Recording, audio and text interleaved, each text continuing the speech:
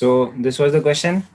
जो लोग अभी आए हैं, ये क्वेश्चन दिया है कुछ तो एक नया, इसका बस स्क्रीनशॉट ले लेना। बाकी चीजें बाद में। चलिए, तो यहाँ पर ये n1 माइनस n2 क्या आया, 1 आया आपका। इसको 1 इक्वेशन बोल दो। अब आगे क्या सॉल्व करना है, देखो आगे आपको और एक दिया है। देखो n1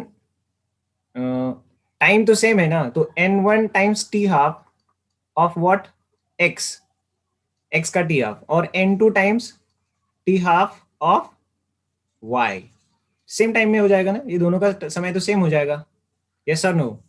तो n1 कितना है अपन को पता नहीं है, पर टी हाफ ऑफ x कितना है भाई, 6 मिनट दिया है ना। क्या दिया है, 6 मिनट दिया है अपन को, is equal to n2 times 18 minute दिया है।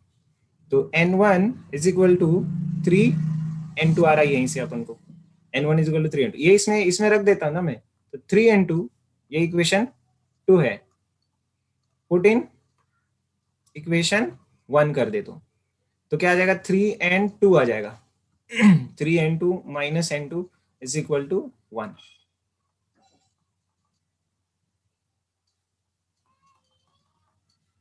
ये क्या है, मिनट में ही आ जाएगा ना ये तो, हाफ मिनट आ जाएगा। ठीक है, तो टोटल टाइम कितना हो गया होगा,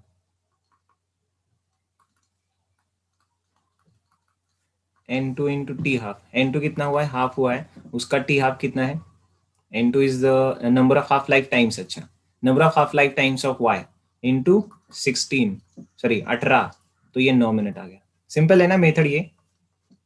आप में से कितने लोगों ने ये मेथड से किया था? How many of you have done by this method?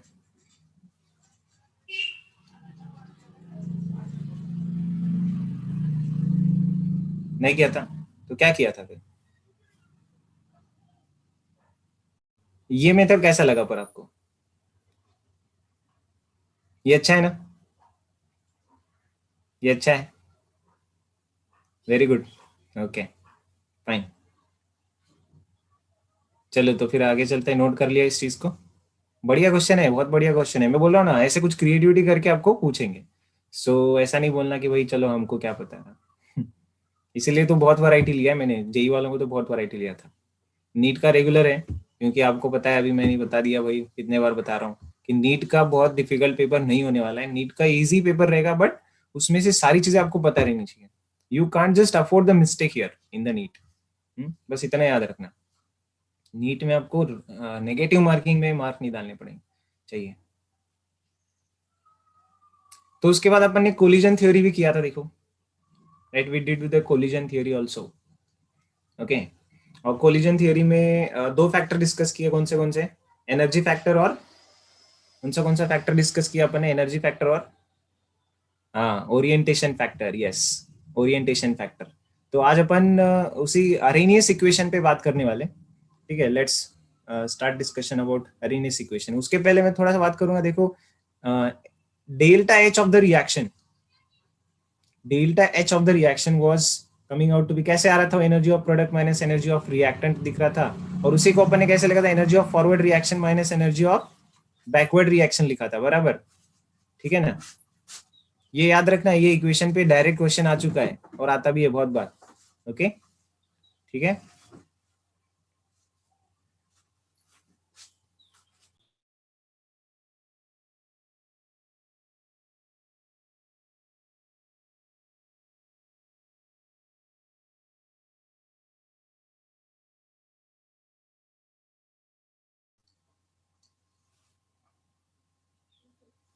ठीक है, तो ये हो गया, यहां तक अपन ने देखा था लास्ट लेक्चर में। Let's begin with the Arrhenius equation now then. शुरू करें, give heading Arrhenius equation, Arrhenius equation.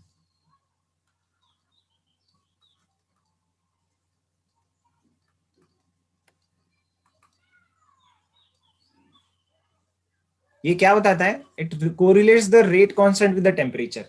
जैसे अपन कोलिजन थियरी जब चालू किए थे तभी बात कर रहे थे क्या, कि भाई what is the effect of temperature on, what is the effect of temperature on rate constant या फिर रेट ऑफ रिएक्शन, बराबर। तो वो कैसा हो जाएगा, उसी की बातें कर रहे हैं अपन तो अभी, उसी की बातें करने वाले। So let's start the discussion then. Let's begin the discussion.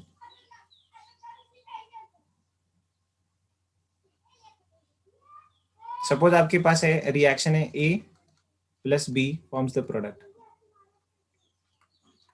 अच्छा ठीक है ना। देखो एक एक सिंपल सा एक लॉजिक बताता हूँ, ये चालू करने से पहले ना एक लॉजिक देखते हैं अपन। आप सबने कैरम बोर्ड तो खेला होगा, यस और नो? कैरम बोर्ड तो खेला होगा ना भाई? यस, सबने खेला है। तो तीन चीजें इंपॉर्टेंट है जब आप कैरम बोर्ड खेलते हैं। एरिनियस थ्योरी मतलब कैरम बोर्ड याद करने का, बस दैट्स इट। क्या बोल रहा हूँ मैं? एरिनियस थ्योरी मतलब कैरम बोर्ड याद करने का। तीन चीजें इंपॉर्टेंट है। सबसे पहले क्या, आपके पास वो कॉइन्स होनी चाहिए, right? White coins and black coins, वो कॉइन्स होनी चाहिए, ठीक है? कैरम खेलते समय तो वो वही है, नहीं है तो आप किसको मारेंगे भाई, राइट? कॉइन्स प्लस वो स्ट्राइकर, स्ट्राइकर क्या बोलते हैं उसका, राइट? तो स्ट्राइकर होना चाहिए और कॉइन्स होनी चाहिए, पहली चीज है। दूसरा चीज, जब वो सब कुछ आ गया, हाँ स्ट्राइकर भी आपके पास, कॉइन्स भी है, अब क्या करेंगे आप? अब तो भाई दो चीजें इंपॉर्टेंट है। एक तो निशाना लगाना, है ना? निशाना लगाना मतलब क्या?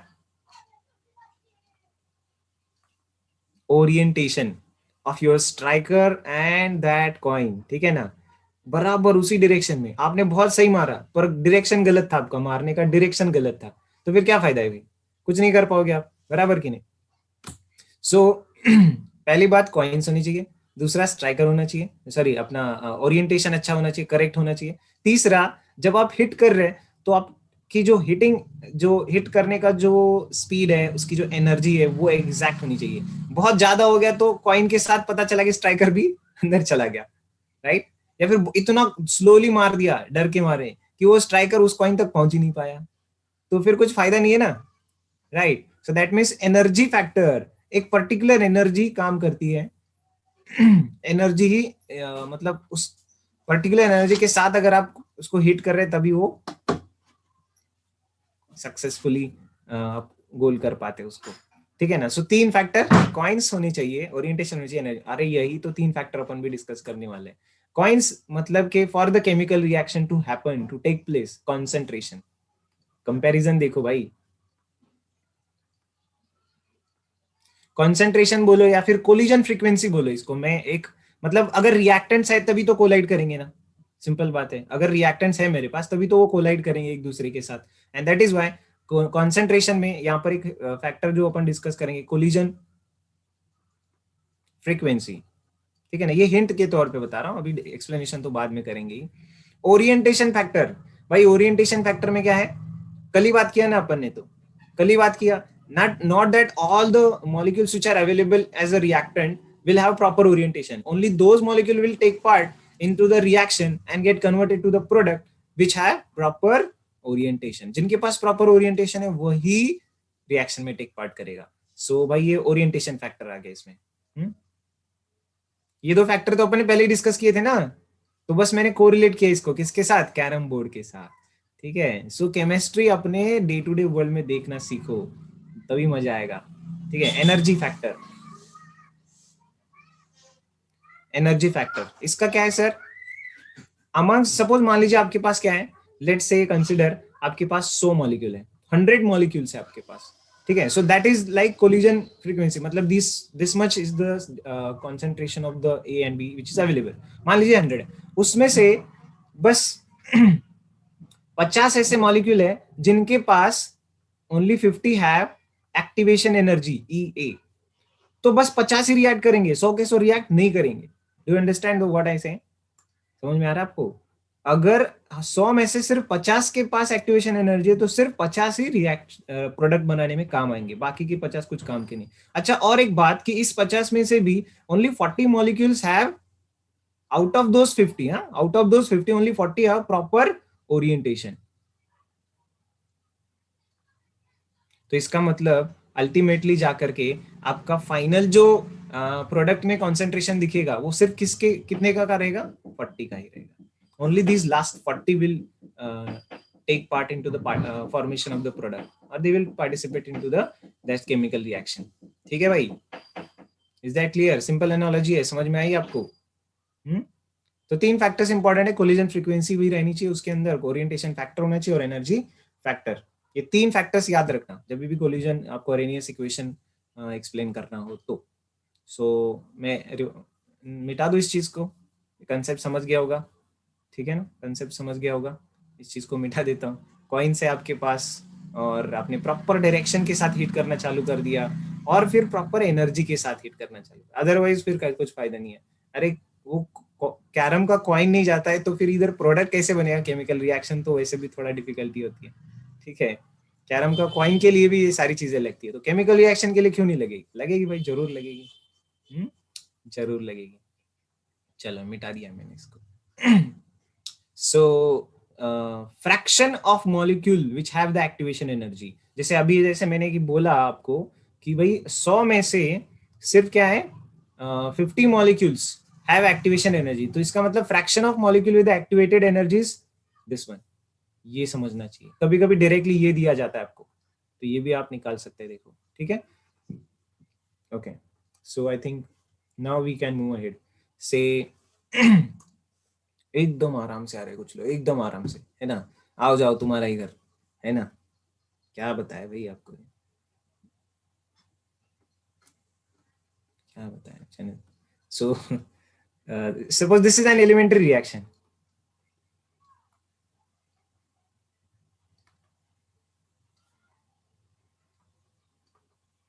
इज एन एलिमेंटरी रिएक्शन, तो इसका रेट लॉ कैसे लिखूंगा मैं, R is equal to K into concentration of A to the power 1 into B to the power 1, yes और नो, इसको बोलते हैं इक्वेशन नंबर 1, इसको बोलते हैं इक्वेशन नंबर 1, ठीक है ना। 1 1 लिख सकता हूं क्योंकि एलिमेंट्री रिएक्शन है,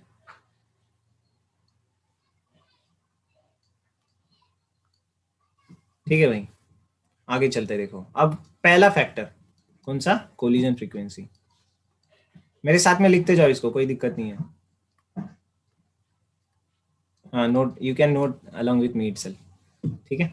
कोलिजन फ्रीक्वेंसी देखो, अभी इसमें क्या है, मैंने क्या बोला, एटलीस्ट कॉन्सेंट्रेशन तो अवेलेबल चाहिए। सो कोलिजन फ्रीक्वेंसी क्या होता है भाई, collision frequency is directly proportional to the concentration of A and concentration of B, concentration of A and concentration of B, okay. So proportionality constant लेना पड़ेगा इसको हटा करके, तो collision frequency is equal to Z times A into B, ठीक है ना, Z times, तो ये Z क्या है,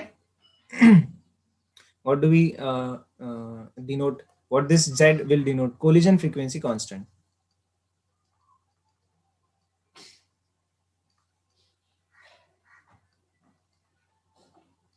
ठीक है।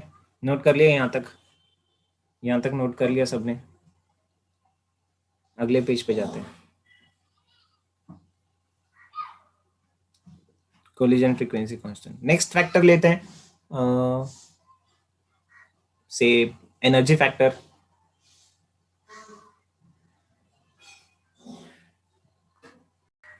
या सो सेकंड फैक्टर है एनर्जी फैक्टर। जैसे कि अभी अभी मैंने आपको बोला, the fraction of the molecule which have the activation energy, fraction of molecule which have the activation energy, ठीक है ना। सपोज उसको मैं किससे डिनोट कर रहा हूँ, एफ से, एफ से डिनोट कर रहा हूँ, तो जस्ट एक सिंबल लिया है, number of molecule with the activation energy upon number of total molecules, N A upon N T, जैसे मैंने अभी बोला ना आपको, that is F denotes the fraction, f denotes the fraction which can be equal to e to the power minus of E A upon R into T. अब इसका proof अपन नहीं करते कि कैसे ये fraction E to the power minus E upon R T आता है, इसको डायरेक्टली लर्न करेंगे अपन, ठीक है ना। So the energy factor represents those molecule, the fraction of those molecule, क्या बोला मैं, वर्ड क्या यूज कर रहा हूं, ध्यान देना, एनर्जी फैक्टर में जो ये एफ ले रहा हूं ना मैं, F represents the fraction of molecule with the total energy, sorry with the activation energy, ठीक है ना। So N A upon N T is equal to e to the power minus ea upon rt, where ea is what, where ea is what, activation energy,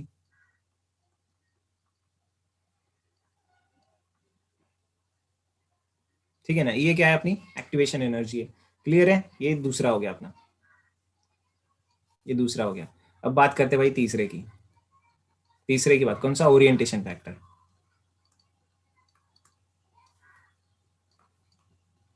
orientation factor we give in terms of the probability, अच्छा मतलब कैसा sir, देखो भाई, we consider कि भाई the probability of molecules having the proper orientation. अब probability का मतलब it will vary from what to what. Probability का मतलब इसका नंबर कहां से कहां तक वेरी हो जाएगा बताओ. प्रोबेबिलिटी का मतलब, हाँ भाई, 0 to 1 रहेगा ना. सो इसका मैं पी रखता हूँ. पी जस्ट एक वर्ड रखो, जैसे इसके लिए एफ वर्ड रखा है वैसे उस उधर जेड वर्ड रखा था, इधर पी वर्ड लिख रहा हूं मैं. P varies from 0 to 1. ठीक है ना. 0 to 1, 0 से आगे रहेगा और 1 से कम रहेगा. ठीक है ना. 0 से आगे और 1 से कम रहेगा. सो ये हो गया भाई कौन से तीनों फैक्टर्स. किसकी प्रोबेबिलिटी है? The probability of molecules. P क्या है? Probability of molecules having proper orientation. ठीक है ना. प्रॉपर ओरिएंटेशन रहने की प्रोबेबिलिटी है यहाँ पर. Is that clear? चलो भाई, अब हम क्या करने वाले, इसको बोलते हैं इक्वेशन 3. सबसे पहले इसको बोलता है equation 3. From equation 1, 2 and 3. From equation 1, 2 and 3. देखो क्या कंक्लूजन निकलेगा. तीनों को मैं अगर कंबाइन कर दिया ना, तीनों को अगर मैं कंबाइन कर दिया, तब मुझे पता चला कि एग्जैक्टली रेट ऑफ रिएक्शन होता कैसे है. रेट ऑफ रिएक्शन होता क्या है, कैसे पता चलेगा? ध्यान दीजिएगा. जैसे कि अभी यहां पर देखो तो collision frequency is directly proportional to Z into A into B. यहां पर देख रहे हैं again the another factor which is responsible F. And यहां पर देख रहे हैं another factor which is responsible which is P. So we can say these are the factors which affects on the rate. ठीक है ना. वही तो डिस्कस कर रहे थे अपन, कौन से फैक्टर्स रेट ऑफ रिएक्शन पे अफेक्ट करते हैं. ठीक है ना. So these are factors. देखो आर टी आ गया. देखो यहाँ पर ये बहुत इंपॉर्टेंट है. यही यहाँ तो टेम्परेचर काउंट किया ना अपन ने. एक्टिवेशन एनर्जी ये तो कांस्टेंट चीज है. आर कांस्टेंट चीज है, बट ये टेम्परेचर वेरिएबल चीज है. ये सबसे इंपॉर्टेंट है हमारे लिए. ये पॉइंट देखा कि नहीं आपने अच्छे से? ठीक है. इसको नोट किया कि नहीं आपने माइंड में? या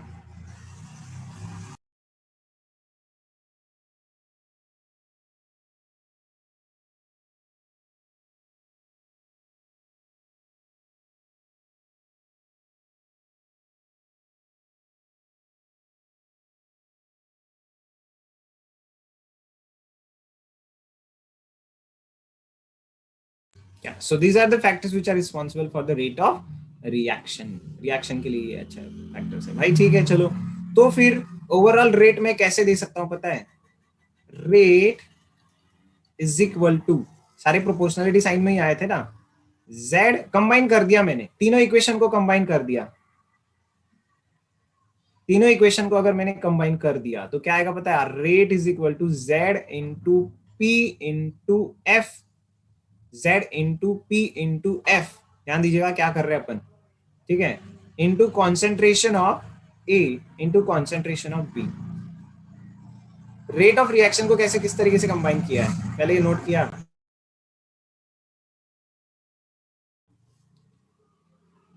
but R is equal to अपन ने क्या बोला था? Rate law. रेट लॉ क्या बोलता है अपना? R is equal to K into concentration of A into concentration of B. And अभी जो मुझे रेट मिला है, वो मिल रहा है Z P F into concentration of A into concentration of B. Compare those two. इनको कंपेयर किया तो मुझे क्या पता चल रहा है भाई? एक बहुत बड़ा लॉजिक या फिर बहुत बड़ा एक कंक्लूजन मुझे आज पता चल रहा है कि ये होता क्या है एग्जैक्टली exactly. ठीक है ना. ये होता क्या है, क्या ये के क्या होता है? we can we conclude here k is zpf now here, isn't it? मतलब ये k zpf होता है. k क्या होता है? zpf होता है. रेट कांस्टेंट में क्या क्या होता है चीजें? रेट कांस्टेंट में कोलिजन फ्रीक्वेंसी फैक्टर होता है, प्रोबेबिलिटी फैक्टर होता है, मतलब ओरिएंटेशन फैक्टर होता है, और फिर एनर्जी फैक्टर होता है. Yes yes. क्या ये बात ठीक है? k is equal to zpf.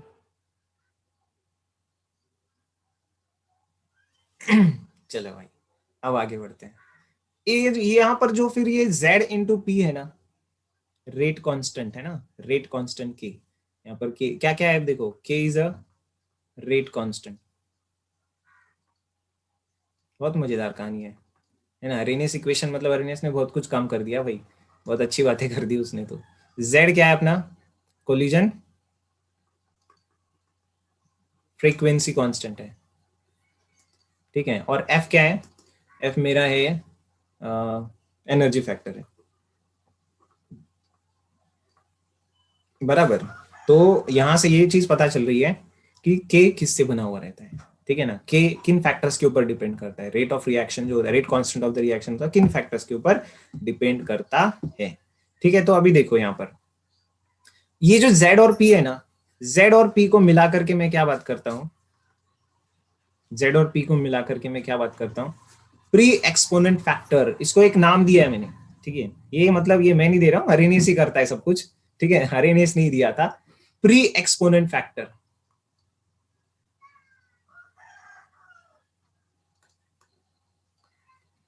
और इसी को इक्वल कर दिया, that is equal to A. तो A is what, pre exponent factor, या फिर कौन सा, अरेनियस कांस्टेंट। अरे भाई वो तो इतना मेहनत कर रहा है तो अपना नाम तो लगाएगा ना अपने इक्वेशन में, डेरिवेशन में, ठीक है ना। अरेनियस कांस्टेंट ए। अच्छा अगर ऐसा हो गया तो मजा आ गया भाई। है देन क्या हो जाएगा, के क्या हो जाएगा आपका, ए इंटू एफ। पर एफ की वैल्यू कितनी है, अपन ने पहले ही लिख के रखा है, देखो एफ क्या होता है, F is nothing but energy factor which is nothing but E to the power minus E upon R T, है ना। E is that exponential function E, है ना, ठीक है ना, exponential function E to the power minus of E A upon R into T, into ये A हो रहा है।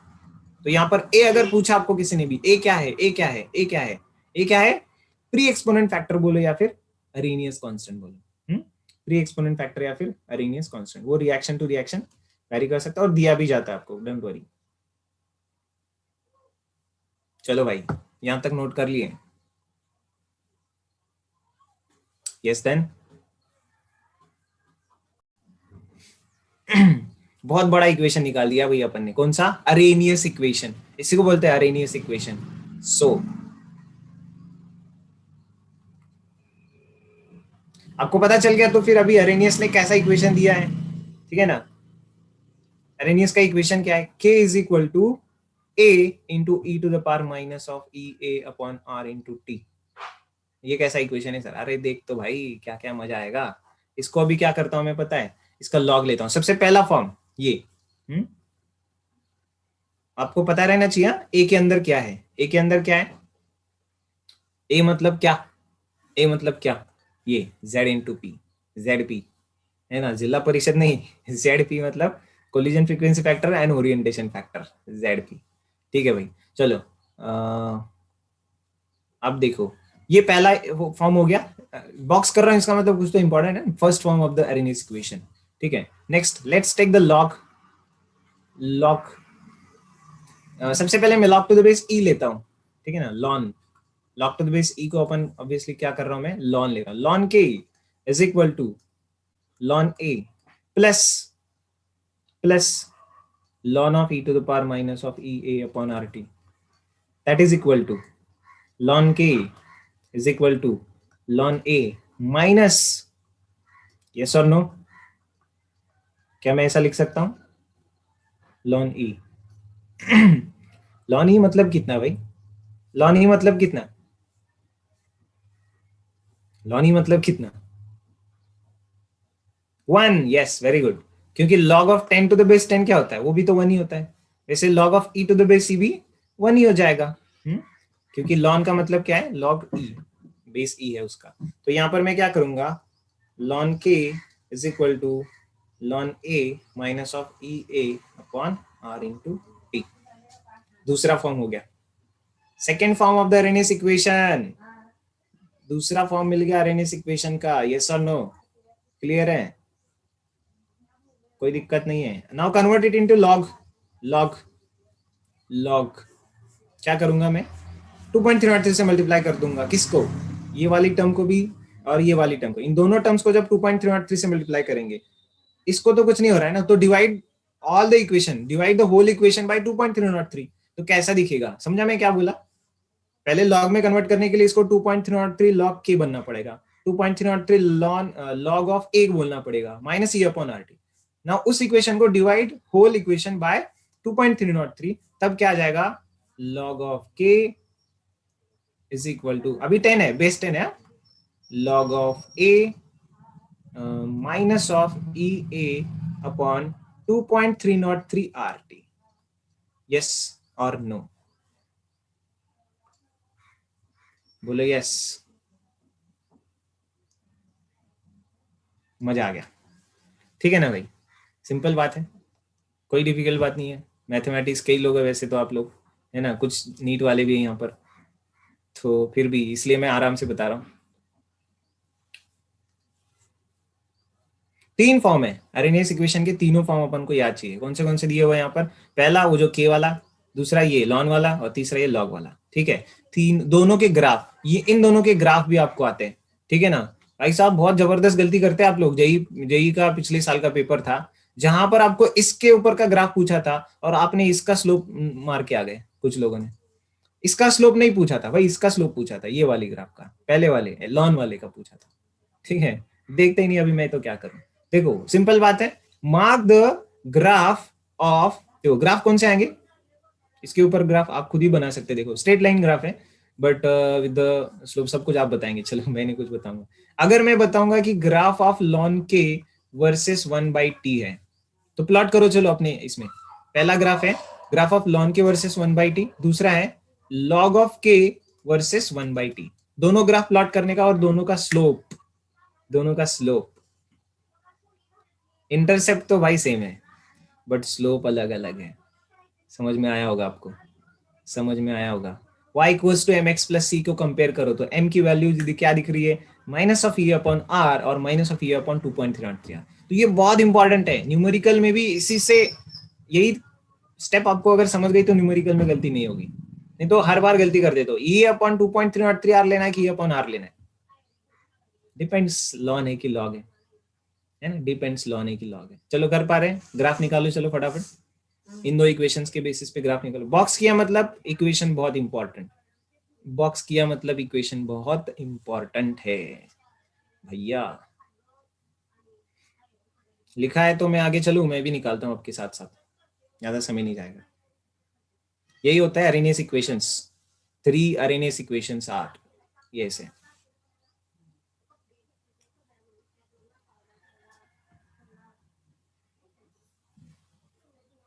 हो गया लिखना ये? चलो भाई दोनों ग्राफ बताऊं मैं, देखिएगा। पहला ग्राफ लॉन के वर्सेस 1/t, टेम्परेचर डिपेंडेंट है। यहां पर आपको पता चल रहा है के इज, अच्छा ये एक और कंक्लूजन पहले बताता हूं मैं। आप इस फाइनल इक्वेशन को देखो, ठीक है ना, कोई भी एक इक्वेशन, कोई भी एक डब्बे को देखो, log of k is equal to log of a is a constant, arrhenius constant, ea activation energy constant, r the gas constant है ना 8.314 या फिर 0.0821, so ये भी constant है। तो बस बचा कौन सा वेरिएबल, टेम्परेचर। तो value of k is dependent on temperature, पक्का हो गया? इसलिए अपन बोलते थे कि rate constant depends on the temperature. So that's the only factor, pressure volume concentration कुछ नहीं कर रहा हो। ली चार्टले प्रिंसिपल से इक्विलिब्रियम में भी देखा था कि इक्विलिब्रियम कांस्टेंट क्या है, ली चार्टले प्रिंसिपल से की कांस्टेंट ही रख रहा था, इक्विलिब्रियम कांस्टेंट। यहाँ पर रेट कांस्टेंट का भी वही हाल है, ठीक है भाई चलो। तो rate constant depends on temperature 1/t, lawn of के निकाला कि नहीं ग्राफ, लॉन के वर्सेस 1/t का ग्राफ है, the graph with the negative slope, है ना, minus of E A upon R. Ln अगर दिखाना तो सिर्फ आर लिखने का। ग्राफ समझता है क्या? नहीं समझता है तो बोलो, अच्छे से समझाऊंगा और डिटेल में।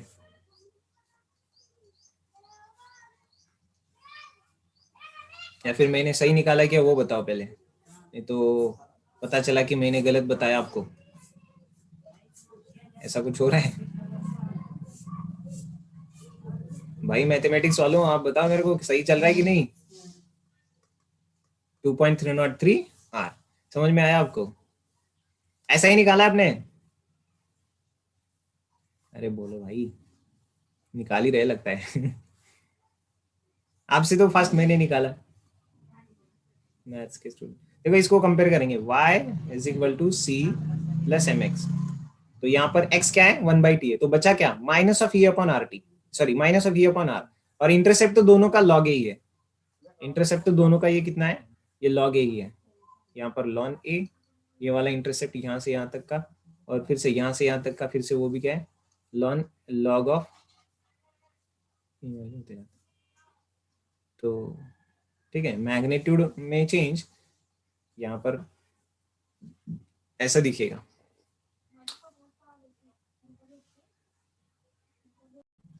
So let's move ahead. Let's do the derivation for the two different temperatures. अब मैं टेम्परेचर चेंज करूंगा तो कैसे बदलाव हो जाएगा के में, वो डेरिवेशन करना है अपन को, ठीक है, वो डेरिवेशन करना है। So say at temperature T1, at temperature T1, तो क्या हो जाएगा भाई, अपना log ऑफ, लॉग वाला ही फॉर्म लेते हैं ना, लॉग फाइनल वाला फॉर्म लेते हैं अपन, ठीक है, लॉग ऑफ K1, ठीक है ना, is equal to log A minus of E A upon 2.303 R, 2.303 R T1 at temperature 2 T2 log of K2 log A minus EA upon 2.303 R T2. Yes or no? Now divide these two equations. Sorry, divide मत करो। आप क्या कर सकते हैं, equation 1 में से equation 2 subtract करो। 1 माइनस 2 करना है आपको, ठीक है ना, डिवाइड नहीं करना, 1 माइनस 2 करना है, और थोड़ा देर करके बताओ मेरे को क्या रिजल्ट आएगा आपका, ठीक है ना, मतलब आप करके लिख के रखो, बस थोड़ा समय देना चाहता हूँ आपको बस कैलकुलेशन के लिए। देखो log K1 minus log K2, reactant में से मतलब लेफ्ट साइड में से लेफ्ट साइड माइनस करो, राइट साइड में से राइट साइड माइनस करो, ठीक है ना, और log K minus log K2 मतलब log of K1 by K2 हो जाएगा, वो तो log की प्रॉपर्टीज इस्तेमाल करेंगे, बराबर चलेगा। थोड़ा देर समय वेट करता हूँ मैं, देखता हूँ क्या करता है आपका। Okay so let's start then, अगर हो गया तो अच्छी बात है, तो देखते हैं क्या होता है। अरे इतना खराब वीडियो क्यों हो गया, फोकस क्यों नहीं कर रहा है ये, चलो थोड़ी देर बंद कर देता हूँ, फिर चालू करेंगे उसको।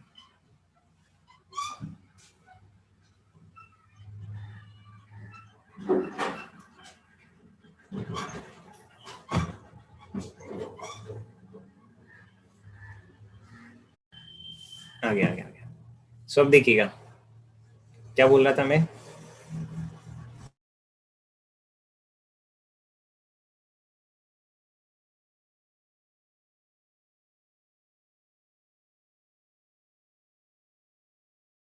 देखो लॉग ए कैंसिल हो जाएगा ना, माइनस करेंगे लॉग ए कैंसिल हो जाएगा, सीधा सीधा मैं लिख रहा हूँ, और फिर क्या हो जाएगा, ये वाली टर्म डायरेक्ट लिखता हूँ मैं, डायरेक्ट नहीं लिखता हूँ, थोड़ा प्रॉपरली लिख देता हूँ, 2.303 R1 माइनस, इधर तो मैंने क्या किया, log of K1 minus K2, log of K2 is equal to log K1 by K2, तो वो तो प्रॉपर्टी समझ गई होगी आपको, माइनस ऑफ माइनस हो रहा है ये RT1 भाई, RT1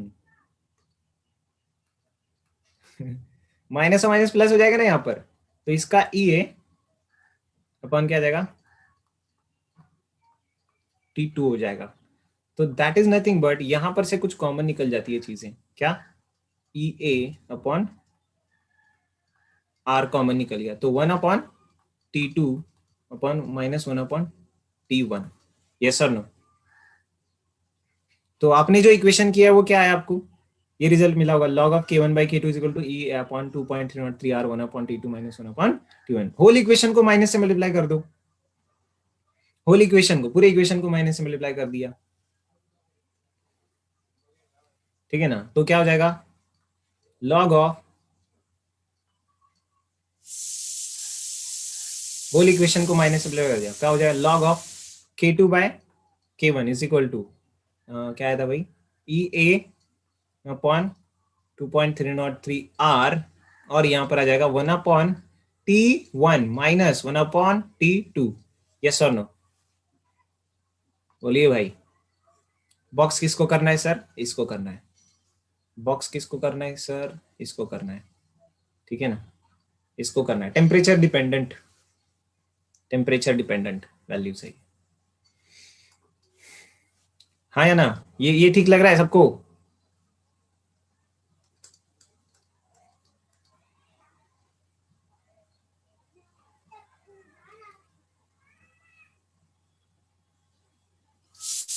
यस, चलिए आगे। If T2 is greater than T1, if T2 is greater than T1, देखो क्या हो जाएगा जब T2 ग्रेटर देन T1 होता है तो क्या हो जाता है? यहां पर आप देखेंगे ये पूरी वाली जो टर्म है ये क्या हो जाएगा? पॉजिटिव हो जाएगा ना? ये if T2 is greater than T1, ये हाँ ये टर्म पॉजिटिव हो जाएगा। तो log of K2 by K1 is positive term. log of K2 by K1 is positive term. इसका मतलब क्या होता है जानते हो? K2 is greater than K1। इसका मतलब क्या होता है? Because everything is coming out to be positive, then K2 is greater than K1। मतलब अगर मैं टेम्परेचर बढ़ा रहा हूं तो रेट कांस्टेंट की वैल्यू भी, हाँ थोड़ा थोड़ा केमिकल इक्विलिब्रियम में भी किया था इस टर्म को मैं वेंट ऑफ इक्वेशन बताया था वहां पर मैंने आपको, वो भी थोड़ा बताएंगे इसमें, ठीक है? So T2 is greater than T1, then K2 is greater than K1, and if T1 is greater than T2, then वो ठीक है भाई, वाइस वर्सा इज ट्रू। ठीक है, चलो भाई इसे भी नोट कर लेना आप लोग।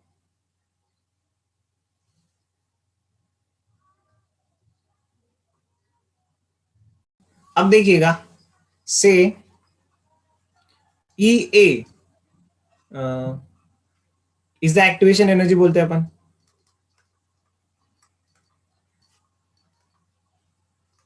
ई ए को अपन क्या बोलते हैं? एक्टिवेशन एनर्जी बोलते हैं। सपोज मान लीजिए क्या हुआ, E F is activation energy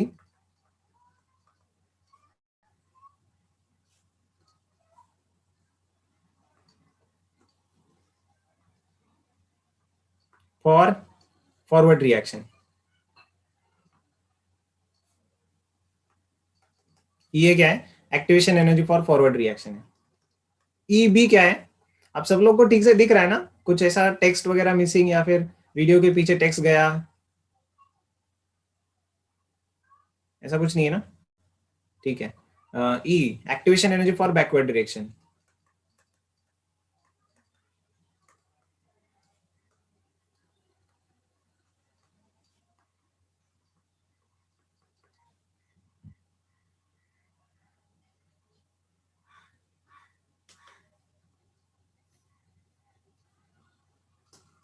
activation energy for backward direction, backward reaction, तो ई भी है उसका। तो अपना क्या रहेगा जब एक्टिवेशन फॉरवर्ड रिएक्शन की बात कर रहे हैं तो वहां पर का रेट कांस्टेंट के बी रहेगा, और बैकवर्ड रिएक्शन की बात कर रहे हैं रेट कांस्टेंट के एफ रहेगा। अपन ने इसमें भी पढ़ा है, देखो इक्विलिब्रियम कांस्टेंट जब करते थे तो क्या आता था अपन के पास? जब अपन कोई एक इक्विलिब्रियम कांस्टेंट करते थे, we know that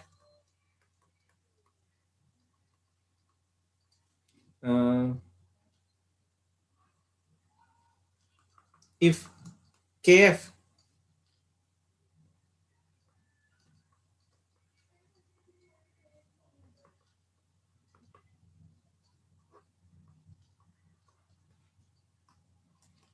forward reaction,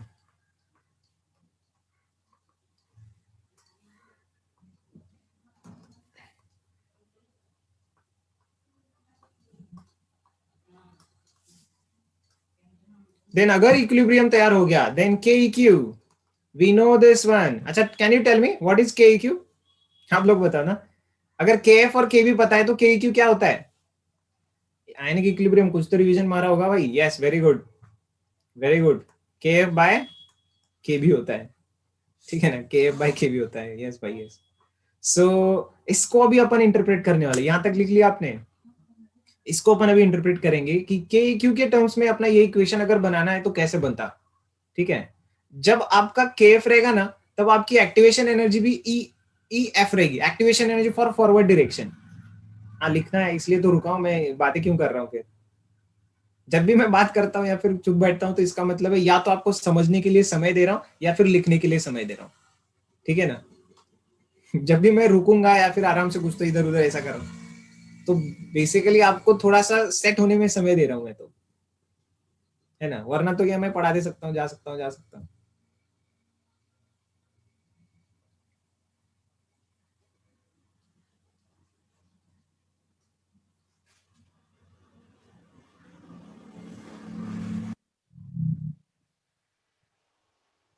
अपन ने कल वाले लेक्चर में पढ़ा था कि activation energy for forward direction and backward reaction are different. जैसे कि अभी अगर मान लीजिए ये है, ऐसा कर रहे हैं, तो this is activation energy for forward reaction, and this यहां से यहां तक का वो बैकवर्ड रिएक्शन का एक्टिवेशन एनर्जी रहता है। So that makes difference. तो उसके हिसाब से तो अभी हमें क्या सीखना पड़ेगा भाई, यहाँ पर जब के एफ है तो ई एफ, यहाँ पर activation energy for forward reaction E F लेना पड़ेगा और activation energy for backward reaction E भी लेना पड़ेगा। ओके, तो let's let's do the reaction then. चलूं मैं आगे। रिएक्शन मतलब एक छोटा सा derivation.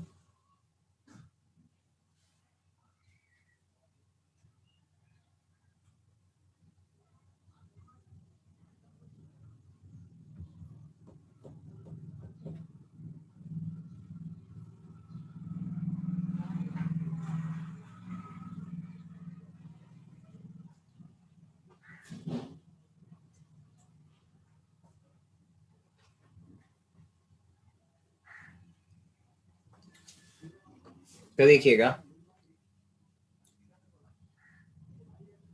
Arrhenius equation for the forward reaction and backward reaction क्या क्या आ रहा है।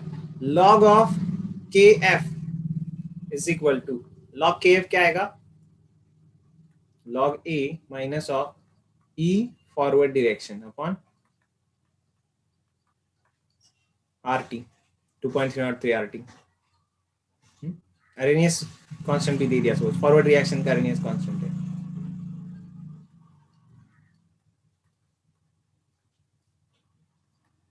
क्योंकि रिएक्शन अलग अलग है ना, तो उसका अरेनियस कांस्टेंट अलग पकड़ना पड़ेगा।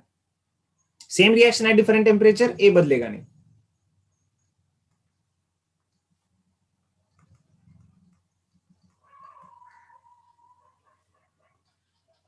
ठीक है,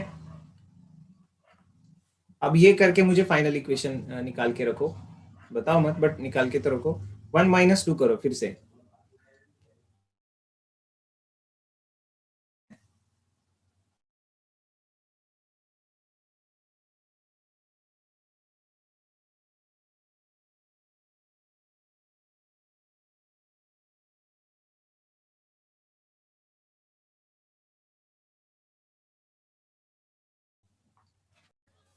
let's resume.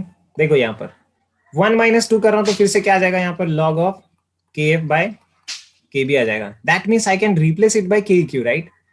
I can replace it by K Q, क्योंकि यहाँ पर अपन ने किया है के क्यू के एफ बाई के बी। तो वो करते हैं, बाद में करते हैं, नेक्स्ट स्टेप में आ ही जाएगा। Log of A F by A B, ये एक नया कांस्टेंट बन जाएगा बस, है ना। A F by A B will become a new constant, उसमें कौन सी बड़ी बात है, तो वो हटा देते हैं, उसका कोई दिक्कत नहीं है।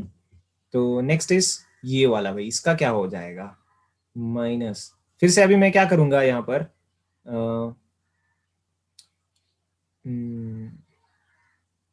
दिस माइनस दिस कर दिया था ना मैंने। हाँ, तो E F minus of minus plus E B, ये चीज हो जाएगा ना, ई एफ और ई बी, ठीक है ना, डिवाइडेड बाय क्या हो जाएगा,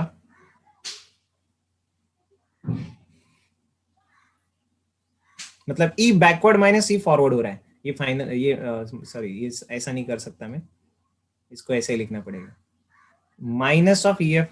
तो इसको थोड़ा कंबाइन निकालते हैं यार, क्या बोलते हैं इसको, कॉमन टर्म ऐसा निकालता हूँ बाहर, दैट इज 1/2.303 आर टी, और बचा जो है वो क्या है, ई बैकवर्ड माइनस ई फॉरवर्ड, ये सर नो, ये सब ठीक है।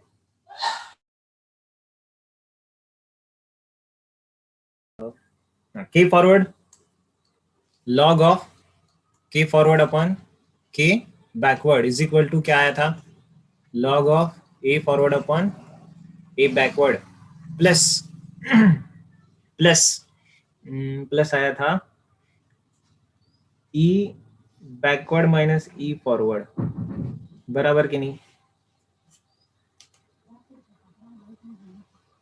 माइनस निकाल देते इसको, डायरेक्ट मैंने सबस्ट्रैक्ट कर दिया, 1 माइनस 2 कर दिया तो ये दिखाता अपन को, बट अपना क्योंकि डेल्टा एच क्या रहता है, ऐसा रहता है कि नहीं डेल्टा एच,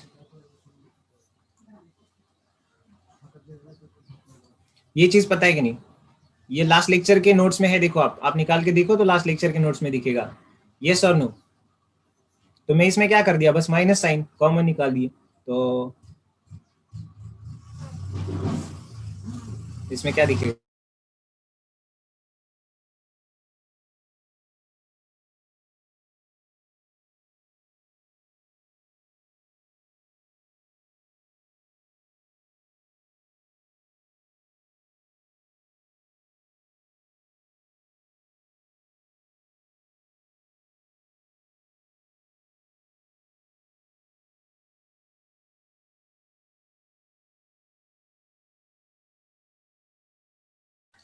या so this is the equation जहां पर मैंने क्या किया है, के एफ बाय के बी को बोला मैंने क्या, के ई क्यू, और A F by A B को बोला ए द नॉर्मल कांस्टेंट, दो ratio of two constant is new constant, ठीक है ना। एंड क्योंकि delta H is nothing but E forward minus E backward, उसको अपन यहाँ पर रख देते हैं, तो फाइनल इक्वेशन आपको जो मिलता है log of K Q is equal to log of A minus of delta H upon 2.303 R T,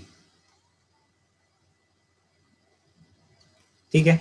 इस इक्वेशन को पहले भी कहीं देखा है भाई, इसको बोलते हैं went of equation, went of equation,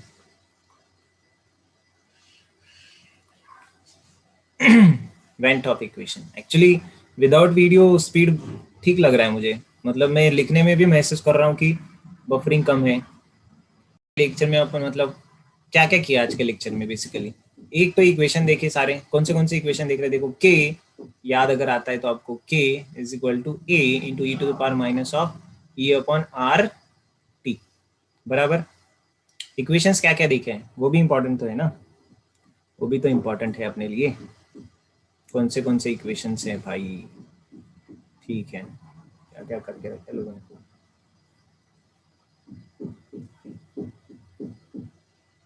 उसके बाद में लॉग ऑफ क्या है, k2/k1 is equal to log of, नहीं ये वाली टर्म तो log of k2/k1 is equal to, इधर वाला टर्म हट गया था ना, directly E upon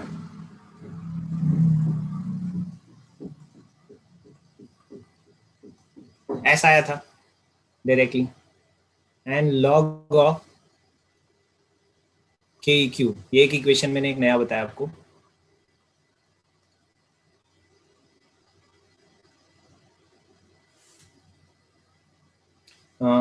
minus delta H upon went of एक बताया। सो एटलीस्ट ये चीजें सब पता नहीं, ये भी पता है आपको, ये एक फॉर्म है exponential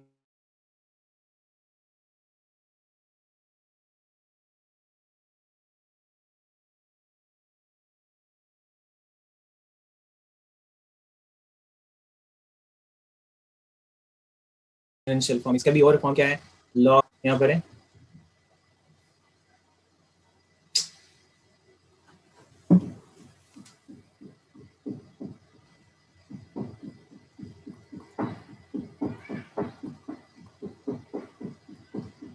two point three not three R T. ऐसे ये इतने फॉर्मूले देखे, देखो अब तक अपन ने 5 फॉर्मूला के ऊपर प्रैक्टिस किया और 2 ग्राफ भी देखे, ठीक है, सही है, ये सब कुछ किया अब तक अपन ने। अब कुछ क्वेश्चंस करें numericals, let's do the question. सबसे पहला क्वेश्चन दे रहा हूं, देखो आज का, decomposition of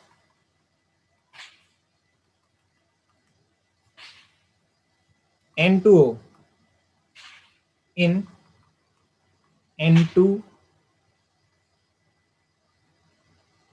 and O in presence of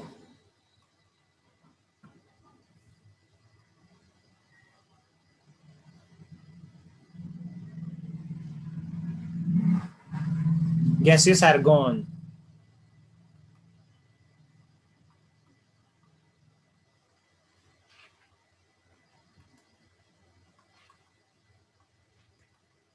Second order kinetics with k is equal to 5 into 10 to the power minus, अरे वैल्यू कितनी है, सॉरी 10 to the power 11, इसे कैसा k है,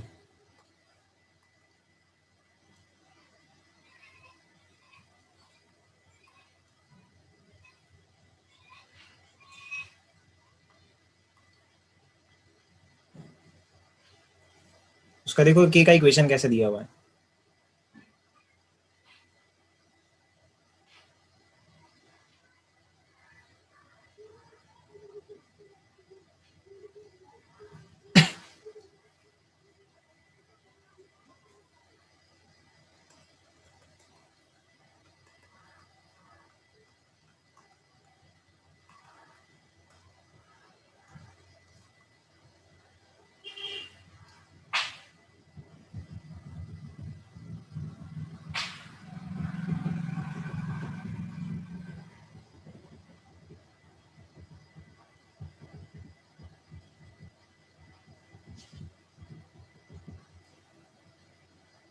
यहाँ पर सबसे पहली बात नोट करिएगा, सबसे इंपॉर्टेंट बात कि यहाँ पर ये वाला जो के रहता है ना, ये केल्विन का के है.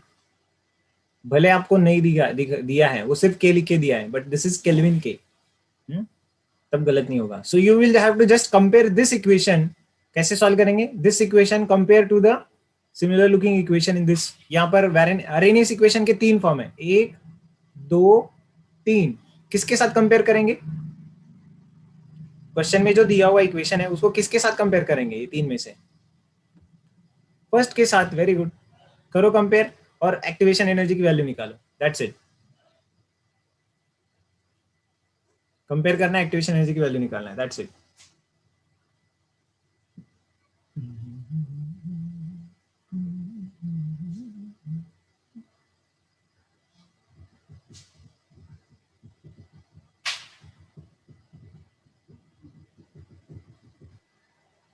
हो रहा है?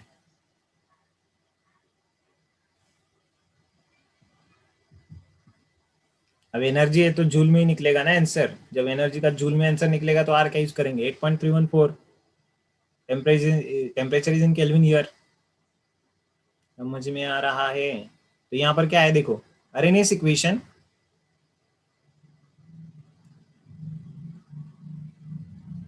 k is equal to a into e to the power minus of e upon rt. ठीक है ना? Comparing with above,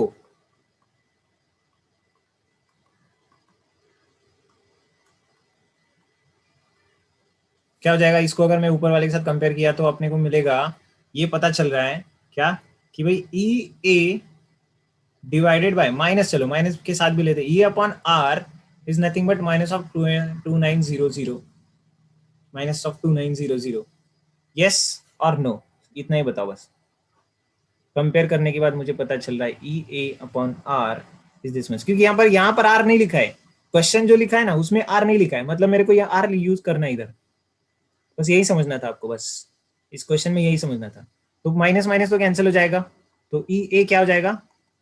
2900 times are. Are का वैल्यू क्या लगाना है? 8.314 जूल. ठीक है ना? पर मोल हो जाएगा ये.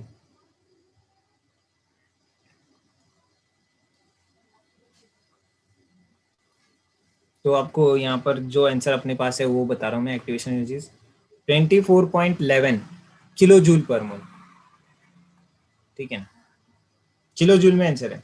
आपका 24,000 कुछ आया होगा, उसको मैंने क्या किया, 24.11 किलो जूल पर मोल.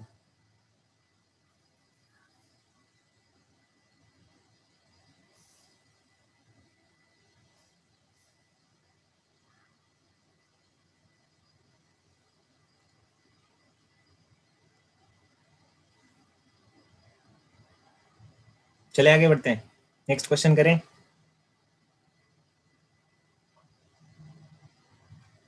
नेक्स्ट क्वेश्चन करना है।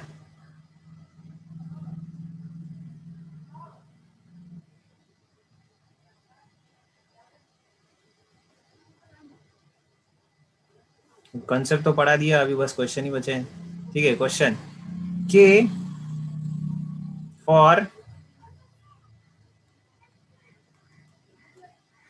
decomposition of hydrocarbon.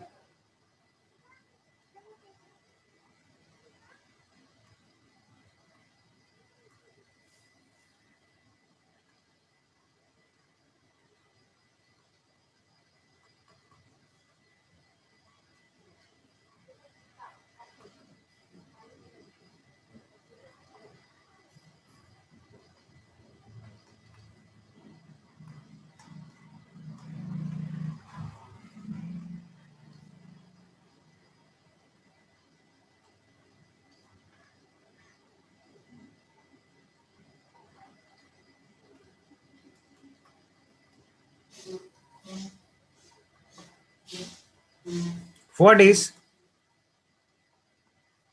सब कुछ तो दे दिया, फिर पूछा क्या होगा इसने। What is, मजा आ गया।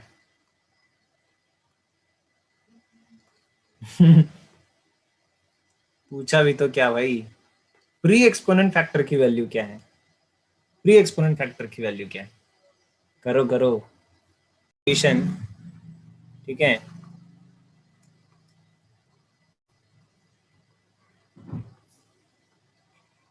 तो here we know the activation energy and this all those things, तो exponent factor keep the value, just value सारे कीप कर दो। फर्स्ट ऑर्डर रिएक्शन है मतलब ये तो। A is the pre exponent factor और एन इज कांस्टेंट, बोला ना मैंने आपको, है ना। एक प्री एक्सपोनेंट फैक्टर निकालना है मतलब क्या निकालना है, बेसिकली ए ही पूछा है आपको, तो वो ए तो यहाँ पर रहता है, बस हो गई बात। माइनस ऑफ क्या दिया है भाई, activation energy 179.9 upon R into ये 546 केल्विन। ये सब कुछ कैलकुलेट करके लिखना पड़ेगा अपन को, मतलब अंदर डालना पड़ेगा, ठीक है ना। इसके जो भी वैल्यूज है, आर की वैल्यू भी पता है 8.314 रखना है आर, क्योंकि जब किलोजूल पर मोल आता है तो वही रखते हैं। तो यहां से ए निकल जाएगा अपन को, तो ए विल बी व्हाट, ये ई टू द पावर, माइनस का क्या हो सकता है आप बताइए मुझे। ये डिवाइड होके जाएगा ना नीचे, तो ऊपर आएगा तो प्लस में आ जाएगा, प्लस पावर में आ जाएगा।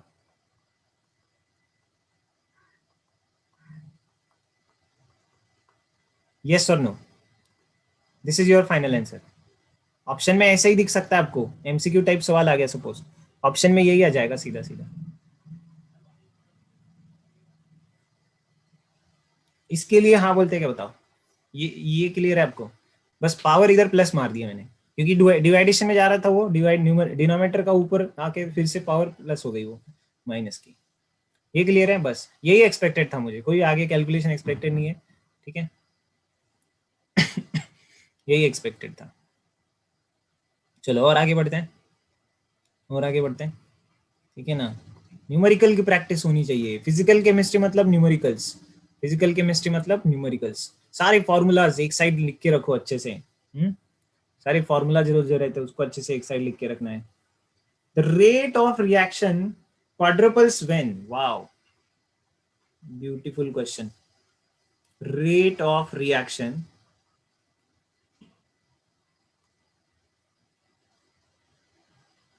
रेट ऑफ रिएक्शन 4 गुना हो गया when change in temperature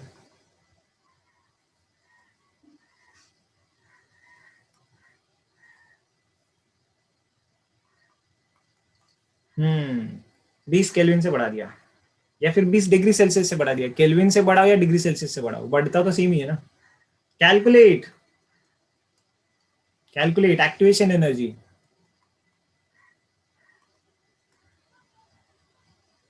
equation कौन सा यूज करना है आप डिसाइड कर लो, कैलकुलेट एक्टिवेशन एनर्जी। दो टेम्परेचर दिए ना,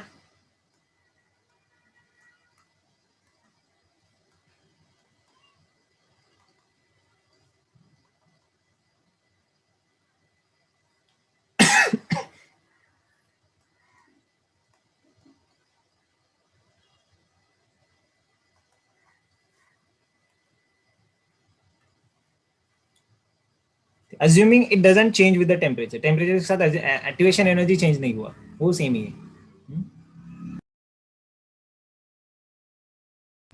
सिंपल है। रेट 4 गुना बढ़ रहा है, वो भी सिर्फ टेम्परेचर बढ़ाने से। टेम्परेचर बढ़ाने से कॉन्सेंट्रेशन वगैरह को कुछ नहीं करने का अपन को, सिर्फ टेम्परेचर बढ़ाने से ही हो रहा है। इसका मतलब rate is affected due to sorry, rate is affected due to change in k value. So if R2 is 4 times R1, that is K2 is 4 times K1. K2 is 4 times K1. ये समझा कि नहीं आपको? और formula कौन सा use करना है? log of K2 by K1 is equal to EA upon, formula अभी याद कर लो, एक दो बार लिख लो घर जाने के बाद आज।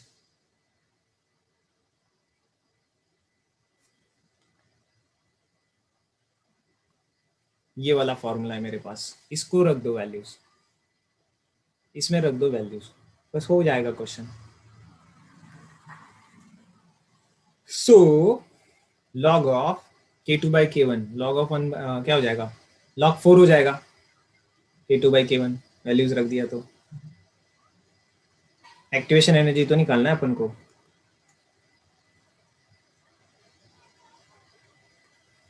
करो करो।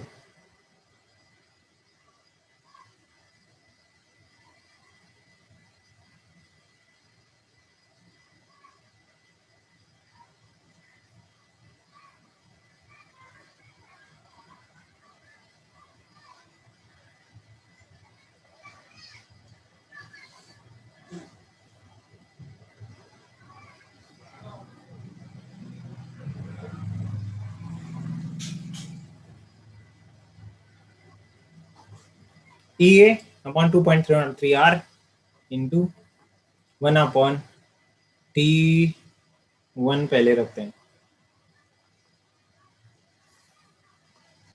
या आफ्टर सॉल्विंग।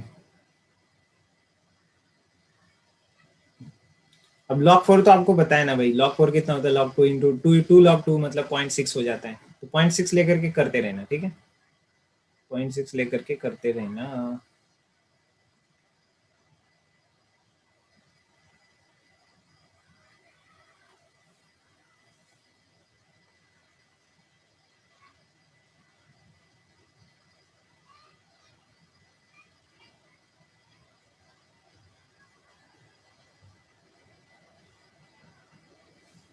तो फाइनल आंसर क्या आता है इसमें जब आप कैलकुलेट करेंगे ना? 52.63 किलो जूल पर मोल। हाँ, किलो जूल में बता रहा हूँ, 53.63 किलो जूल पर मोल।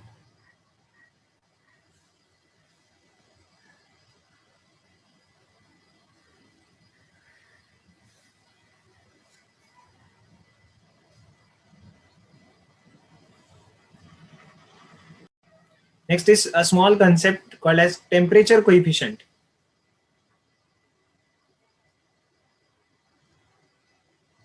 क्या है? Temperature coefficient, TC। क्या होता है भाई? सिंपल है। This TC is defined as the rate constant at temperature T plus 10 divided by temperature T. इसका मतलब क्या है?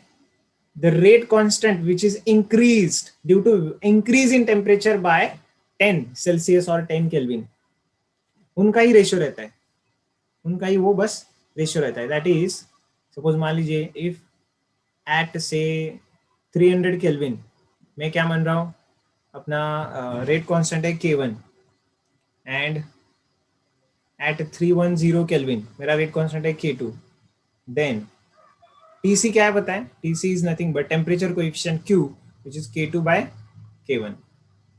क्या है? K2 by K1, ठीक है? जनरली ये पाया गया है, generally temperature coefficient value ranges from 2 to 3, generally बोल रहा हूँ, कंफर्म नहीं है, मतलब जरूरी नहीं है, बट जनरली ऐसा मिलता है। चलो भाई, टेम्परेचर कोएफिशिएंट क्लियर।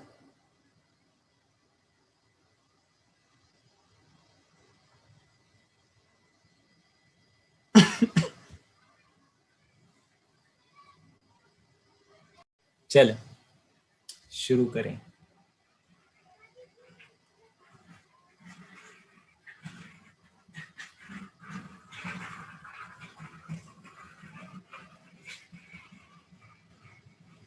क्या है catalyst, effect of catalyst, effect of catalyst, give the idea.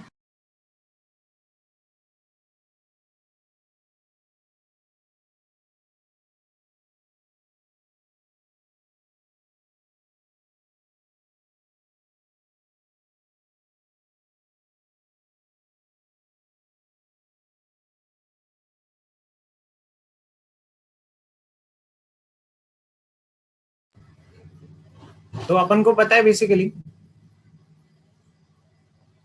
Catalyst चीज क्या होती है, it increases the rate of reaction generally, मतलब as a common thing now it has become कि कैटालिस्ट बोला तो अपन बात करते हैं कि भाई it increases the rate of reaction. Actually the definition should be what, catalyst is the substance which affects the rate of reaction without taking part into the without physically taking part into the reaction और without getting consume. कभी कभी तो ये भी होता है कि वो टेक पार्ट भी करता है और बाहर भी आ जाता है, इसलिए विदाउट गेटिंग कंज्यूम। तो देखो मैं बेस्ट डेफिनेशन क्या बोल सकता हूँ यहाँ पर कैटलिस्ट का, catalyst are the substance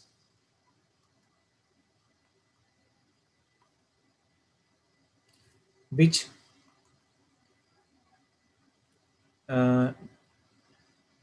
can affect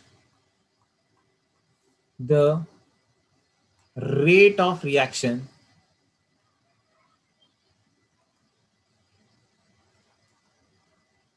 without getting consumed। ठीक है ना,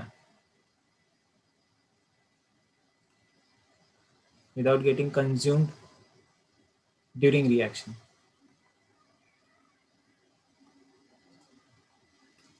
ठीक है, without getting consumed during the reaction। तो ये होते हैं catalyst. But there are types of catalyst, अपन ने सरफेस केमिस्ट्री में पढ़ा है एक्चुअली ये चीज, ये सब नो सरफेस केमिस्ट्री में तो पढ़ ही लिया ना।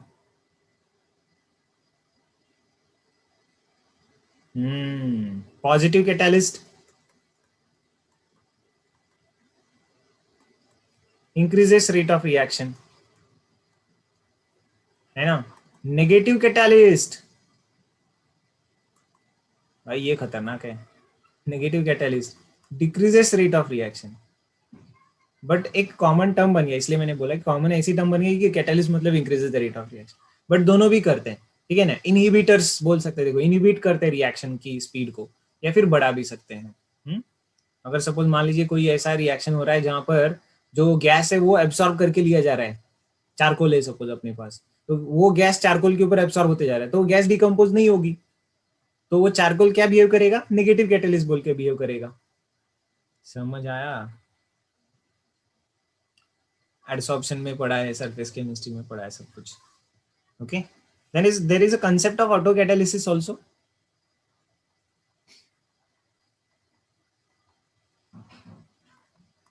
ऑटो कैटालिसिस, ठीक है ना। What is auto catalysis, when one of the product formed behave as catalyst। क्या लिखा है, प्रोडक्ट फॉर्म, रिएक्टर नहीं है। इतनी सी भी गलती कर देते हो भाई, नीट वाले लोग तो क्या है, उनको तो कुछ लगता ही नहीं गलती के लिए, कोई भी आके आपको गलती करा के लेके जाएगा।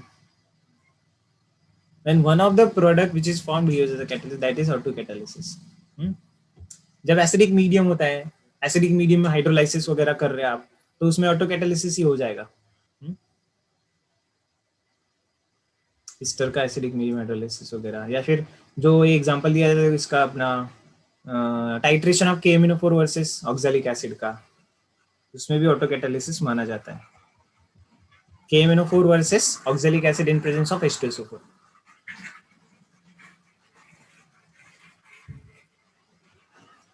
सो ये है कैटालिस्ट, छोटे से छोटा अमाउंट, छोटे से छोटा अमाउंट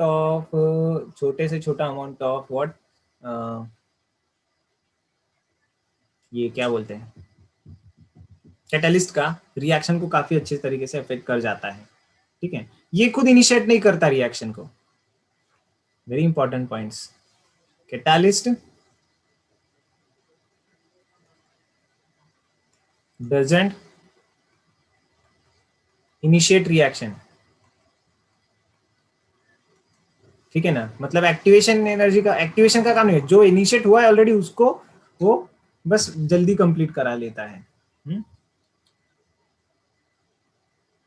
और ये भी पढ़ा था देखो, डजंट,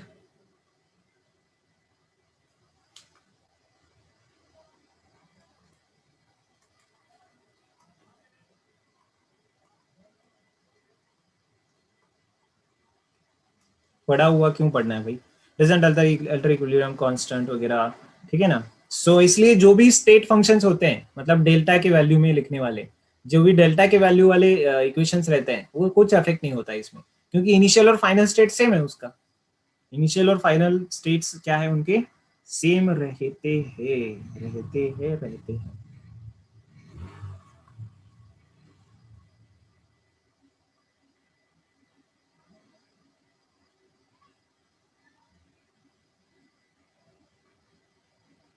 ओके, सपोज आपको ग्राफिकल कंपैरिजन बताता हूं मैं। सपोज आपको ऐसा दिया हुआ है,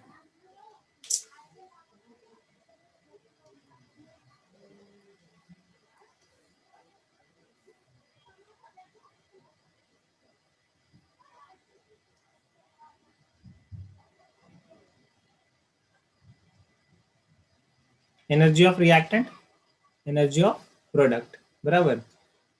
if you start using catalyst, catalyst क्या करेगा, सबसे पहली बात तो आपका ये वाला जो है, ये क्या है आपका, एक्टिवेशन एनर्जी है, ई ए है। When you use the catalyst, when you start using the catalyst, the path, such a path will be selected which has less activation energy। ये पहले ही बताया होगा मैंने तो आपको वैसे।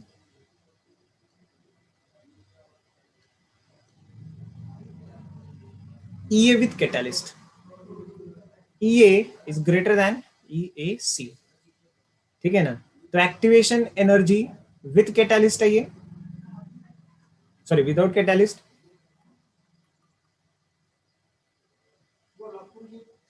विदाउट कैटलिस्ट है। और ये क्या है, एक्टिवेशन एनर्जी विथ कैटलिस्ट है। ठीक है,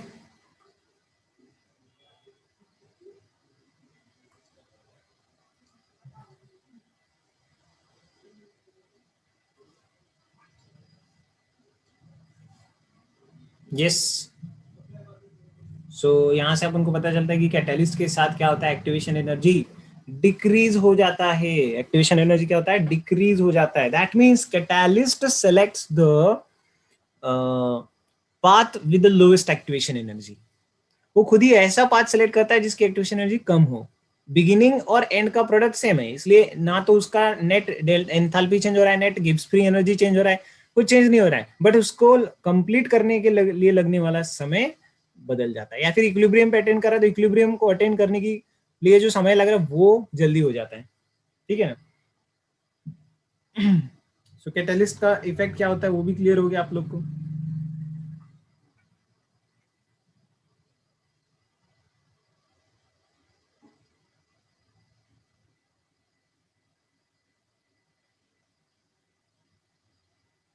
देता हूँ, सपोज मान लीजिए आपको क्या करना है, आपको जाना है कोल्हापुर टू दिल्ली। ठीक है, ठीक है ना, कहीं से भी जा रहे हैं आप, वैसे कुछ भी ले सकते हैं। सपोज मान लीजिए आपको कोल्हापुर टू दिल्ली जाना है। ठीक है, वैसे तो डायरेक्ट ट्रेन है कि नहीं पता नहीं यार, से मुंबई टू दिल्ली जाना है, चल मुंबई टू दिल्ली जा रहे हैं। तो फिर क्या हो रहा है, यहाँ पर है भाई राजधानी एक्सप्रेस, 15-15 आवर्स में जाता है। राजधानी एक्सप्रेस 15 आवर्स में लेके जाता है। ठीक है ना, वही फास्टेस्ट है मेरे ख्याल से ट्रेन तो अभी जो चलते रहते हैं। बाकी के ट्रेन ज़्यादा लेते हैं, कोई 20 आवर्स लेता है, कोई 24 आवर्स लेता है वगैरह, बट ये सबसे फास्ट होता है।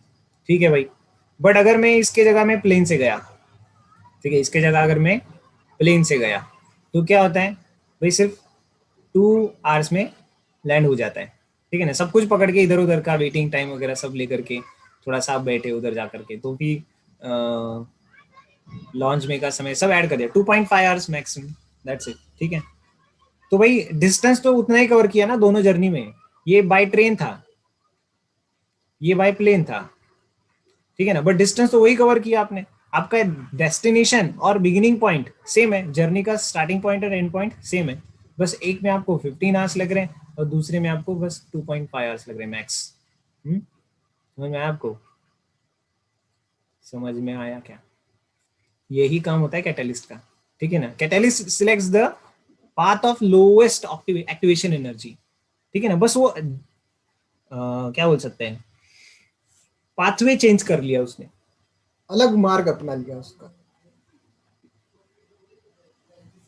That's the catalyst.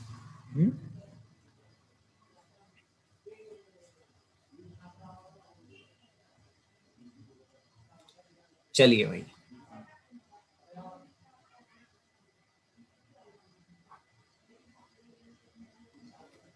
क्वेश्चन दू क्या? क्वेश्चन तो बस क्वेश्चन ही क्वेश्चन सर। और hydrogenation reaction,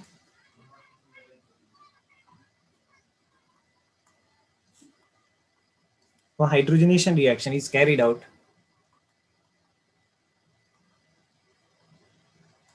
or hydrogenation reaction is carried out at 500 Kelvin if the same reaction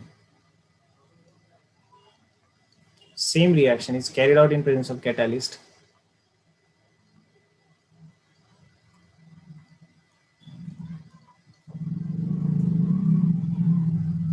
तो क्या हो रहा है, एट सेम रेट। देखो कैसा क्वेश्चन है,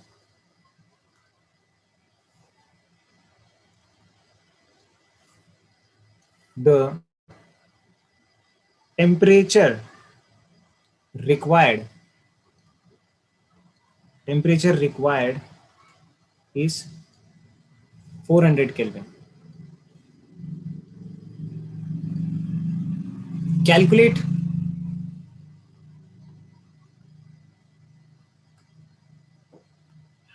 activation energy. Calculate activation energy of reaction if the catalyst lowers activation energy barrier.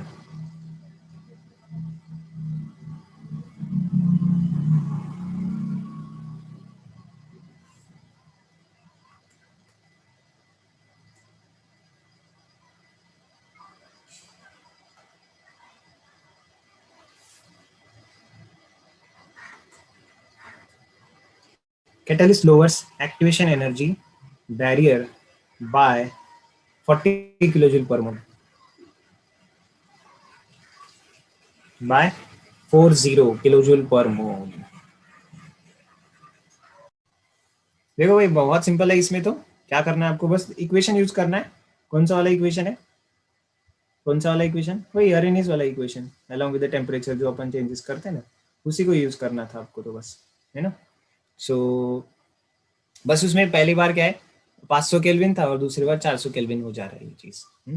But उसमें से क्या बोल सकते हैं अपन, same if the same reaction is carried out with the same rate, बस इसको इस्तेमाल करना था भाई आपको, ये जो पॉइंट लिखा है ना वहां पर सेम रेट, तो अपन क्या कर लेंगे, इफ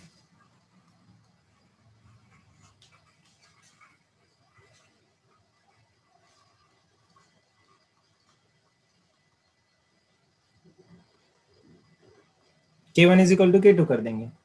क्या है भाई, क्या है बच्चों ध्यान दो, K ए कैंसिल करा देंगे, चलो ऐसा भी सब लिखते हैं, ए इंटू एक ही रिएक्शन है ना, E to the power minus of E A one upon R T one is equal to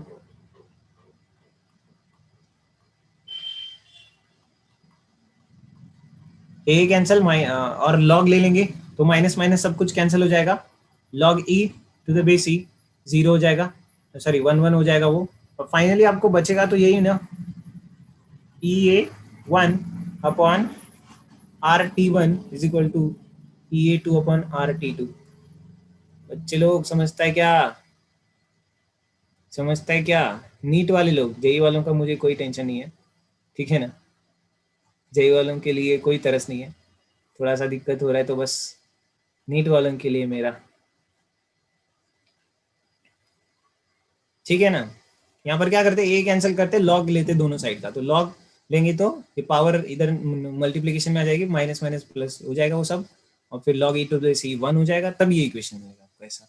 but as E A two is equal to, मैं ऐसा बोल सकता हूँ ना कि भाई इन दोनों में का डिफरेंस कितना दिया हुआ है,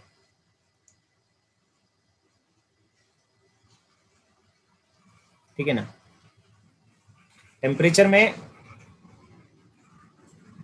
ई ए टू, ऑब्वियस सी बात है कि मैं अगर टेम्परेचर बढ़ा रहा हूँ तो एक्टिवेशन एनर्जी देखो यहाँ पर कितना 400 में ही काम बन रहा है ना, तो एक्टिवेशन एनर्जी घट गया होगा थोड़ा सा, ध्यान दो मैं क्या बोल रहा हूँ, घट गया होगा थोड़ा सा,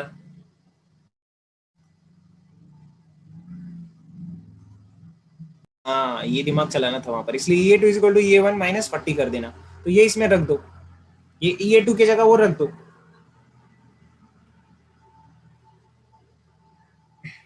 आर आर भी कैंसिल करा सकते हैं, यस।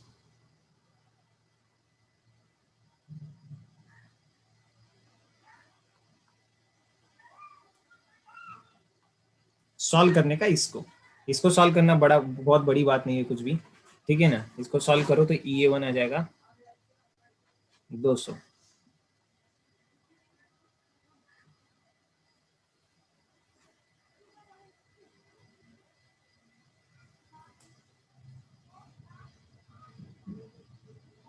किलो जूल पर मोल, यस, समझा क्या, गुड क्वेश्चन, अच्छा था ना क्वेश्चन तो, भाई मुझे तो अच्छा लगता है, मुझे तो बहुत अच्छा लगता है ये क्वेश्चन। चलिए कुछ और मजेदार काम करते हैं, कुछ और करते हैं, देखो देयर आर टू कंसेप्ट्स, एक है पैरेलल रिएक्शन, दूसरा है सीरीज रिएक्शन सिक्वेंशियल में।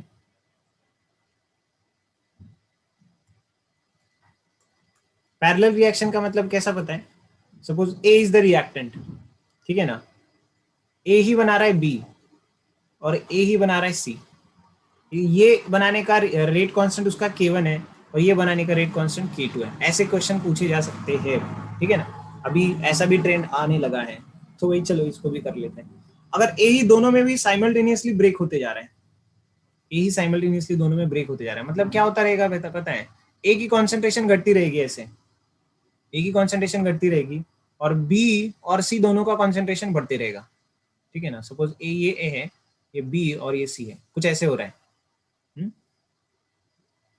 Concentration with respect to time कुछ ऐसे हो रहा है, तो ऐसे रिएक्शन का रेट क्या कैसे लिखा जाता है, ऐसे रिएक्शन का रेट कैसे लिखा जाता है, reaction rate is written in the both ways. जैसे अगर मैं बोलूं कि भाई बी के फॉर्मेशन का क्या है, बी कैसे फॉर्म हो रहे हैं, जैसे ए जाएगा इन टर्म्स ऑफ K1 बी बनता रहेगा, तो देखो यहां पर कैसे करना है ऐसे क्वेश्चन में, rate of overall reaction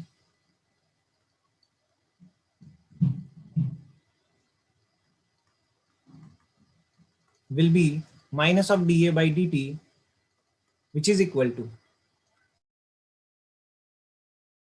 concentration of A, sorry, K1 into concentration of A plus K2 into concentration of A, मतलब A का ही जा रहा है बट K1 टाइम्स और K2 टाइम्स करके दोनों को ऐड कर देने का, दोनों को ऐड कर देने का, इसका मतलब मैं अगर concentration of A कॉमन निकाल दिया तो क्या हो जाएगा भाई, K1 plus K2 times concentration of A हो जाएगा। तो मतलब बेसिकली यहाँ पर K क्या है,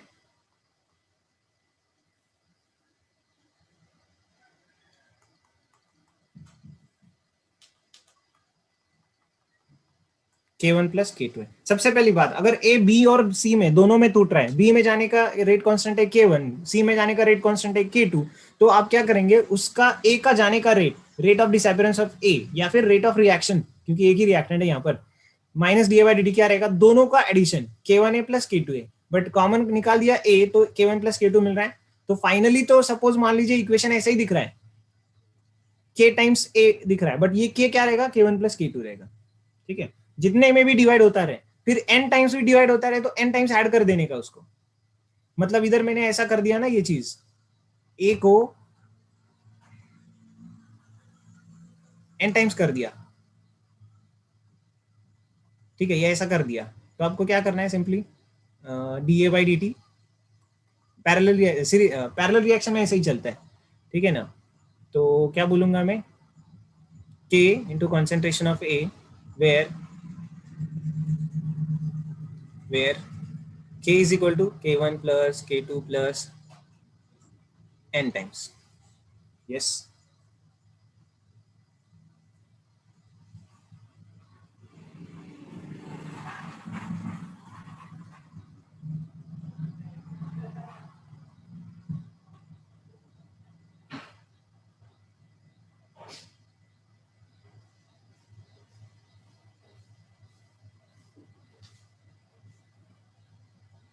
Yes.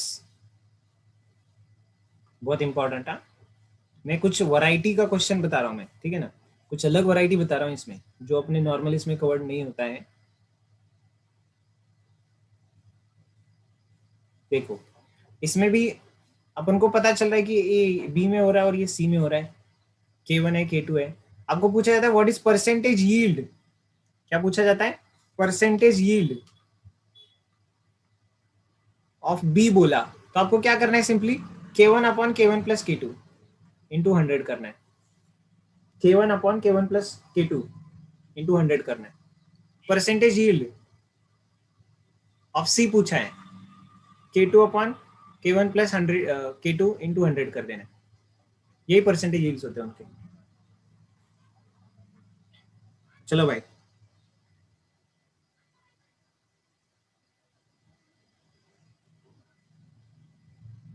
क्लियर है ये मैटर।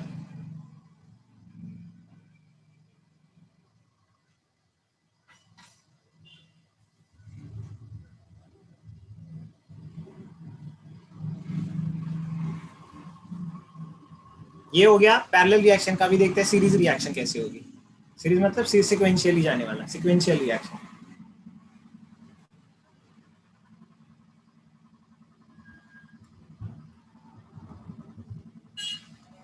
सिक्वेंशियल रिएक्शन में हो रहा है, मतलब एक के पीछे एक। जैसे कि सपोज मान लीजिए आपका क्या हुआ, सपोज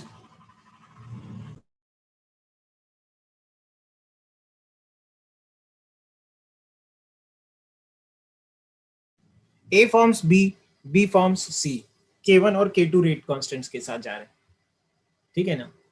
तो इसमें देखो सिंपल बात है, आप minus of D A by D T क्या लिखेंगे, मतलब क्या करते रहते यार आप लोग, बहुत धीरे लिखता है तू आर्यन, बहुत धीरे लिखता है तू।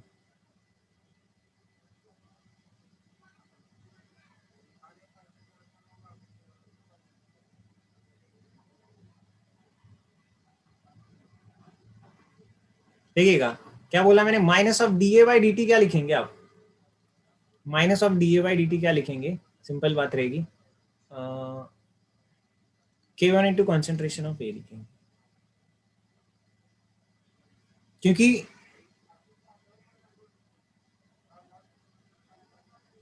ए डिसअपियर हो रहा है। अच्छा, सी के फॉर्मेशन का rate DC by D T क्या लिखेंगे, डीसी बाई डी टी क्या लिखेंगे, सोचो थोड़ा सा। सी के फॉर्मेशन का rate, it will be dependent on कितना बी जा रहा है, K2 कॉन्सेंट्रेशन ऑफ बी लिखेंगे। ये पहले समझता है क्या, देखो सी के फॉर्मेशन का रेट K2, हाँ राइट राइट राइट, समझ रहा है। यस, K2 इंटू बी लिखेंगे, समझ रहा है, वेरी गुड। अब देखो, तो ये क्या लिखेंगे, बी के फॉर्मेशन का रेट, ठीक है ना, ये दो तो हो गए। देन dB बाई dt क्या रहेगा भाई मेरा, dB बाई dt एक्चुअली क्या हो रहा है पता है, बी बन भी रहा है और जा भी रहा है, ठीक है ना, it is producing as well as consumed to form C आगे, इसलिए इसका रेट कैसे होगा, इसका रेट कैसे होगा ध्यान दीजिएगा, इसके बनने का रेट इसके साथ प्रोपोर्शनल होगा, ए के जाने के रेट के साथ, हाँ K1A minus K2B, very nice भाई, मजा आ गया, K1A माइनस K2B। तो कभी कभी क्या बोलते हैं पता है, एक बार नीट में क्वेश्चन आया था लग रहा है मुझको, कि ऐसे सीरीज सिक्वेंशियल रिएक्शन दिया था और बोला था कि the formation of B, if the rate of formation of B is equal to zero, the rate of formation of B is equal to zero, उसको जीरो कर दिया, तो पूछा था, मतलब ये चीज अगर जीरो कर दी तो K1 is equal to K2 भी हो जाएगा ना, और उसके बाद में कुछ जो कुछ भी पूछा है वो आप सॉल्व कर सकते हैं उसमें, ओके।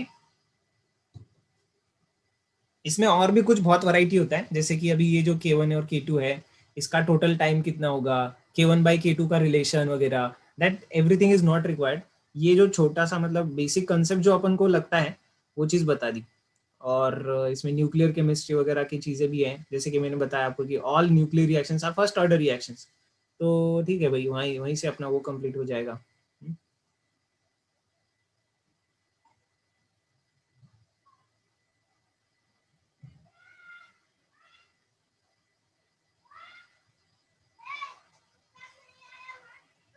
तो that completes, then this completes our chapter chemical kinetics, complete हो गया भाई आज के इस स्लॉट में, ओके।